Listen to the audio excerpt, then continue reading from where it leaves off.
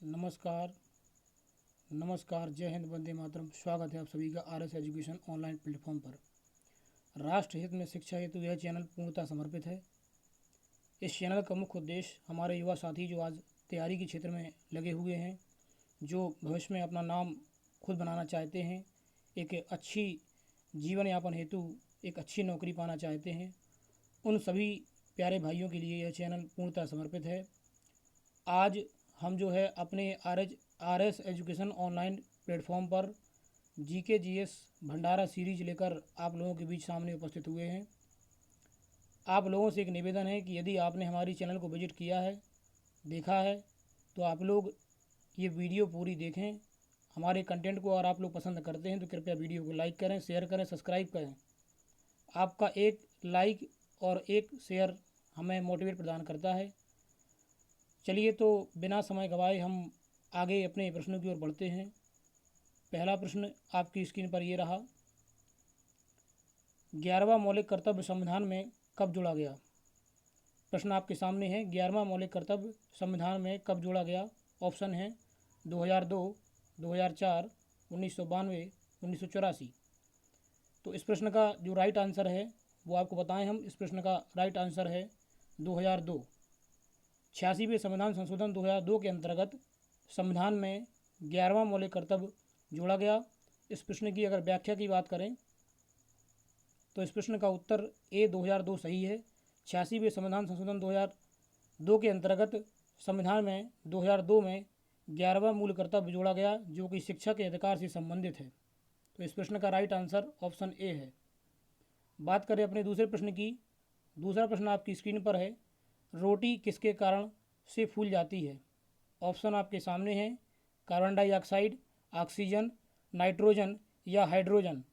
देखिए, यदि आप लोग इस वीडियो को देख रहे हैं तो आपसे निवेदन है कि अपने पास में एक कॉपी और पेन जरूर रखें। क्वेश्चन जो आपको कराए जा रहे हैं उनको नोट करते जाएं और उनका आंसर अपनी कॉपी पर लिखते जाएं। इससे आपको ये अनुमान लगेगा कि आपने टॉप 20 प्रश्नों में कितने प्रश्नों को सही किया है। तो इस प्रश्न का अगर राइट आंसर की हम बात करें तो इस प्रश्न का राइट आंसर होगा option A, carbon dioxide. Roti carbon dioxide gas के कारण फूलती है। जैसे ही हम आटा में पानी मिलाते हैं तो उसमें ग्लूटीन नामक प्रोटीन जो होता है वो उसमें उपस्थित रहता है, जिससे कार्बन डाइऑक्साइड गैस बनती है। उसके कारण ही रोटी फूलने लगती है। अगर व्याख्या की बात करें तो इसमें लिखा हुआ है कि आटे को पानी में डालकर गूंथने से उसमें ग्लूटेन नामक प्रोटीन विकसित हो जाता है। इससे कार्बन डाइऑक्साइड गैस निकलने लगती है। बात करें अपने अगले क्वेश्चन की। क्वेश्चन नंबर 3 आपके सामने है। कागज़ बनाने के लिए निम्नलिखित में से किस पेड़ का उपयोग किया जाता है? ऑप्शन है पीपल, शीशम, अशोक या बांस। आप लोग इसका राइट आंसर बताएं। तो प्रश्न नंबर 3 का राइट आंसर जो होगा वो होगा ऑप्शन डी, बांस।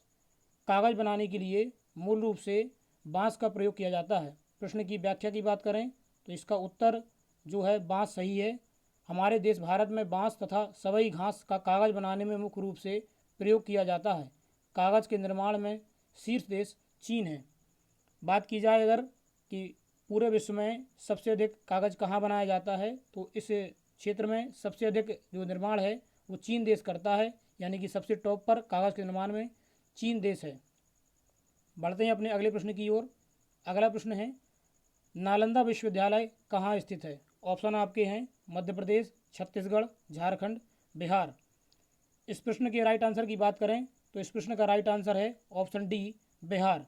नालंदा विश्वविद्यालय बिहार राज्य में स्थित है। व्याख्या देखें, ऑप्शन डी इसका सही होगा। नालंदा विश्वविद्यालय वर्तमान में बिहार राज्य में स्थित है। इसकी स्थापना गुप्त शासक कुमार गुप्त ने करवाई थी। यह उस समय का प्रसिद्ध बौद्ध शिक्षा का केंद्र था। बढ़ते हैं अपने अगले प्रश्न की ओर। प्रश्न नंबर 5 आपकी स्क्रीन पर है। भारत के संविधान में जीवन जीने का अधिकार कौन से अनुच्छेद में है? ऑप्शन आपके हैं अनुच्छेद 21, अनुच्छेद 14, अनुच्छेद 19, अनुच्छेद 17। तो इस प्रश्न का जो सही आंसर है वो है आपका अनुच्छेद 21। भारतीय संविधान में भारत के लोगों को अनुच्छेद 21 के तहत जीवन जीने का अधिकार दिया गया है। प्रश्न की व्याख्या की बात करें, भारत के संविधान में जीवन जीने का अधिकार अनुच्छेद 21 में दिया गया है। इसमें मनुष्य को न्यूनतम आवश्यकताओं के साथ गरिमापूर्ण जीवन जीने का अधिकार प्राप्त है। बढ़ते हैं अगले प्रश्न पर। क्वेश्चन नंबर 6, किस देश में जून के महीने में सूर्य कभी भी अस्त नहीं होता है? Option A Britain, America, Iceland या आर्मेनिया। तो इस प्रश्न का जो सही आंसर होगा वो होगा आपका ऑप्शन सी, आइसलैंड। बात करें कि किस देश में जून के महीने में सूर्य कभी भी अस्त नहीं होता है, तो आइसलैंड एक ऐसा देश है जिसमें जून के महीने में कभी भी सूर्य अस्त नहीं होता है, दिन और रात लगभग बराबर होते हैं। आइसलैंड एक ऐसा देश है जहाँ पर जून के माह में भी सूर्य कभी भी अस्त नहीं होता है, यहाँ रात दिन के समान ही दिखाई देता है। मतलब यह है कि जो रात होगी उसमें भी दिन के समान रोशनी रहती है। क्वेश्चन नंबर 7 देखा जाए, भारत की सबसे लंबी नदी कौन सी है? ऑप्शन आपके सामने हैं, यमुना, गंगा, गोदावरी या ब्रह्मपुत्र। तो इस प्रश्न का जो राइट आंसर होगा वो होगा ऑप्शन बी, भारत की सबसे लंबी नदी गंगा नदी है। गंगा नदी की लंबाई यदि भारत में बात की जाए तो गंगा नदी की लंबाई भारत में लगभग 2510 किलोमीटर है, और गंगा नदी की यदि संपूर्ण लंबाई की बात की जाए तो इसकी लंबाई 2525 किलोमीटर तक है। तो भारत की सबसे लंबी नदी गंगा नदी है, जो कि गंगोत्री ग्लेशियर से निकलती है, जो उत्तराखंड में स्थित है। बढ़ते हैं अगले प्रश्न पर। प्रश्न 8, प्राचीन हड़प्पा संस्कृति किन नदियों के किनारे फली फूली थी?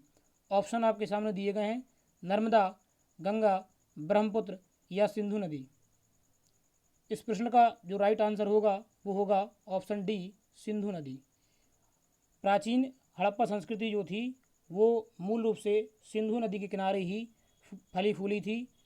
मूल रूप से इस संस्कृति का विकास सिंधु नदी के किनारे ही हुआ था। व्याख्या की बात करें, प्राचीन हड़प्पा संस्कृति सिंधु नदी के किनारे फली फूली थी, इसलिए इसे सिंधु घाटी सभ्यता के नाम से भी जाना जाता है। बढ़ते हैं अगले प्रश्न पर। प्रश्न नंबर 9, विश्व में कौन सा देश सबसे ज़्यादा भूकंप प्रभावित है? मतलब वह कौन सा देश है जिसमें सबसे अधिक भूकंप की घटनाएं देखी जाती हैं? तो इस प्रश्न का जो राइट आंसर होगा वो होगा ऑप्शन बी, इंडोनेशिया। इंडोनेशिया एक ऐसा देश है जो सबसे अधिक भूकंप से प्रभावित होता है। बात की जाए इंडोनेशिया की तो अभी हाल ही में इंडोनेशिया ने अपनी राजधानी का परिवर्तन किया है, क्योंकि जो उसकी वर्तमान राजधानी थी या जो पूर्व राजधानी थी वो जो है पानी में डूबने की वजह से लगभग समाप्त हो चुकी थी। इसलिए इंडोनेशिया ने नुसंतारा नाम से अपनी एक नई राजधानी घोषित की है। इसका व्याख्या देखें, इंडोनेशिया एक ऐसा देश है जहां पर सर्वाधिक भूकंप की घटना होती है। हाल ही में इंडोनेशिया ने अपनी राजधानी में परिवर्तन किया है, यह मैं आपको पहले ही बता चुका हूं। अगले प्रश्न को देखें। प्रश्न नंबर 10, सुप्रीम कोर्ट की पहली महिला जज कौन थी?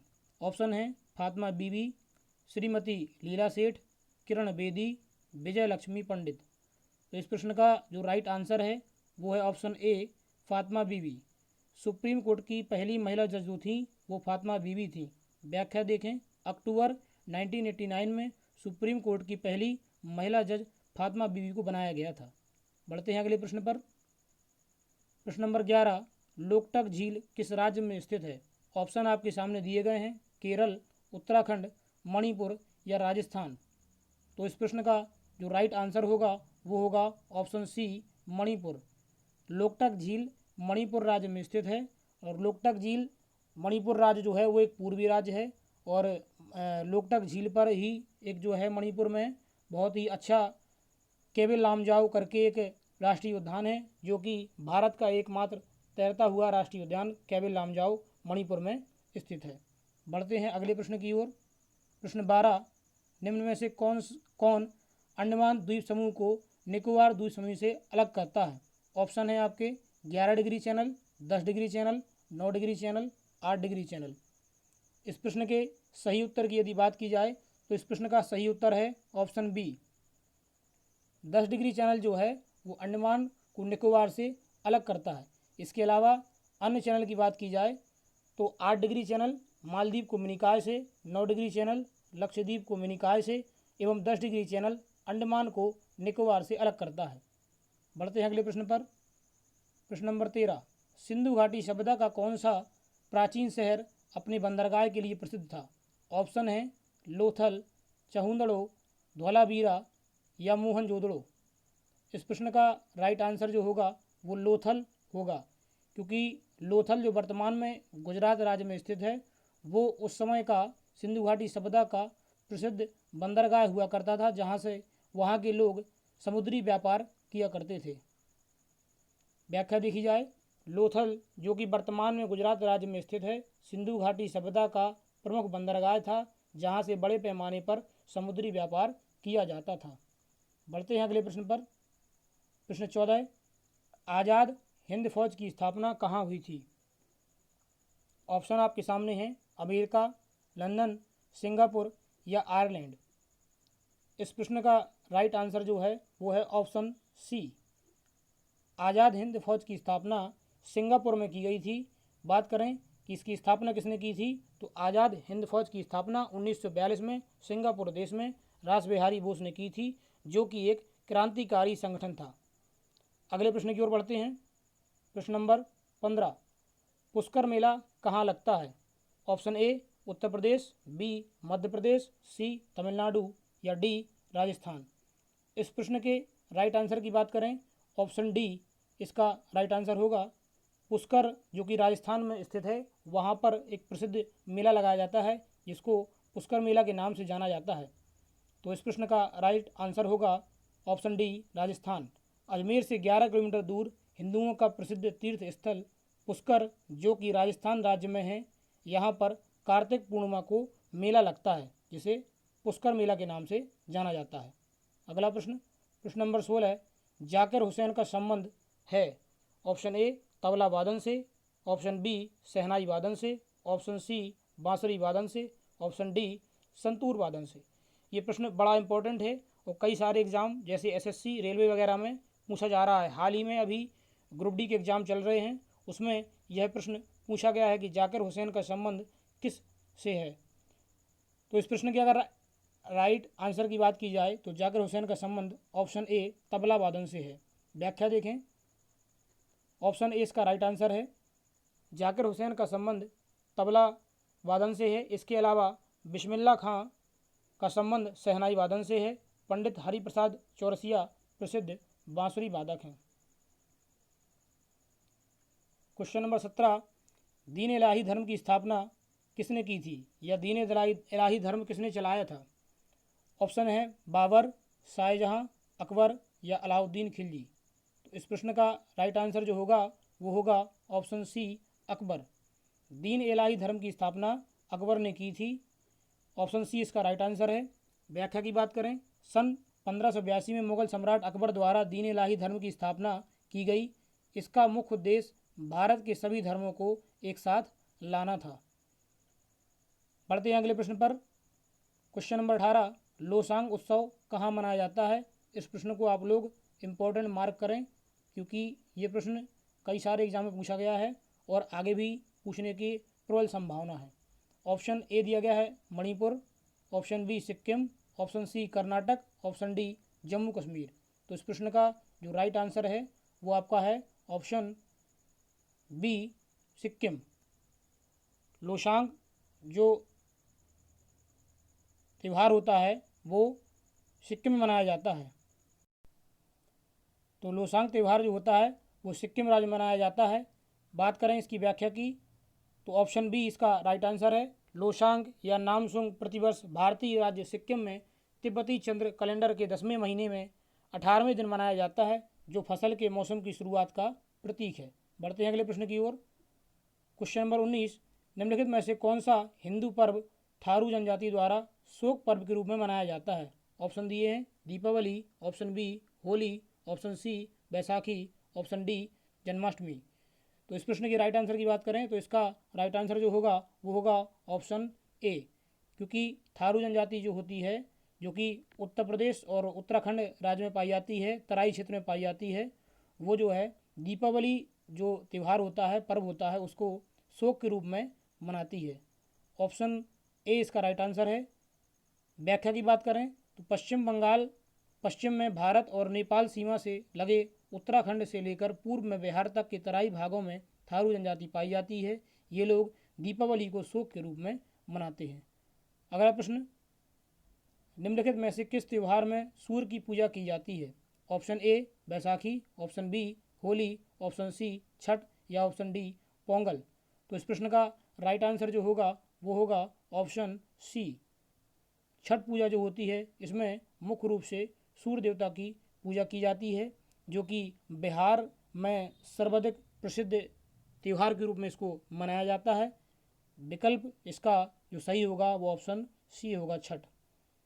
व्याख्या देखें। छठ पर्व या षष्ठी पूजा कार्तिक शुक्ल पक्ष के षष्ठी को मनाया जाने वाला एक हिंदू पर्व है।